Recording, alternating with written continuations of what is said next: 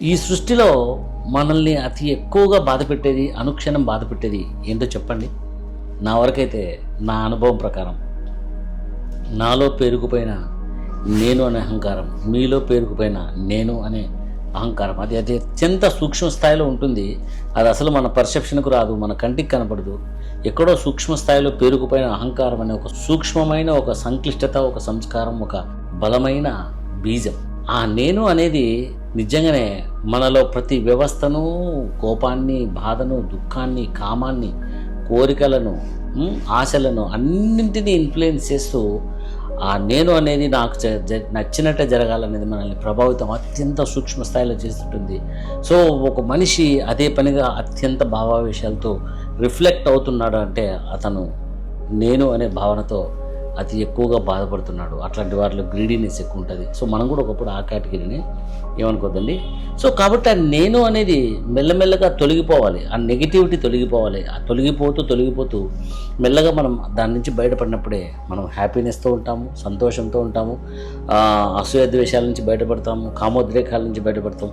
So చాలా వాటి నుంచి బయటపడతాం. సో ఇది నేను అనేది తొలగిపోయినప్పుడు ఇదంతా సాధ్యమవుతుంది. కానీ అది తొలగిపోవాలంటే ఊరికూరికే అయితే తొలగిపోదు. దానికి ధ్యాన సాధన కావాలి, యోగ సాధన కావాలి.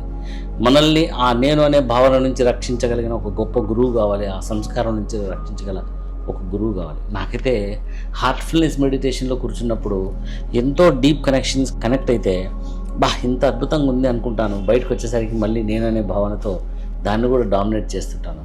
సో మెల్లమెల్లగా దానికి ఇంపార్టెన్స్ ఇస్తూ ఆ నేను అనే భావన తగ్గించుకుంటూ వచ్చినప్పుడు నిజంగానే నా స్థానంలో ఉన్న భగవంతుని కొద్దిగా పర్సీవ్ చేసుకునే ఒక గొప్ప అవకాశం నాకు తగిలింది, ఒక గొప్ప అనుభూతి నాకు తగిలింది. ఆ రకంగా హార్ట్ఫుల్నెస్ మెడిటేషన్లో గురువుగారే మన స్థానంలో నిలబడుతూ నేను అనే భావన, నేను అనే నెగిటివిటీ తొలగిస్తూ మనల్ని ఒక యూనివర్స్లో ఎక్స్పాండ్ చేస్తూ, మన హృదయాన్ని విశ్వాంతరాళంలో ఎక్స్పాండ్ చేస్తూ, ఈ దివ్య లోకంలో ఎక్స్పాండ్ చేస్తూ, అన్నింటిలోనూ మనమే ఉన్నామనే ఒక అద్భుతమైన భావనకు తీసుకొస్తూ ఆ నేను అనే భౌతికమైన నెగిటివిటీ నుండి మనల్ని బయటపడేస్తూ చాలా అద్భుతంగా జరుగుతుంది. సో మన అన్హ్యాపీనెస్కు కారణమైన దాన్ని సింపుల్, దానికోసం గుణపాలు కొట్టాల్సిన అవసరం లేదు, దానికోసం రాళ్ళు పగలు కొట్టాల్సిన అవసరం లేదు, దానికోసం బరువులు మోయాల్సిన అవసరం లేదు, దానికోసం ఉపవాసం ఉండాల్సిన అవసరం లేదు, ఏమీ అవసరం లేదు.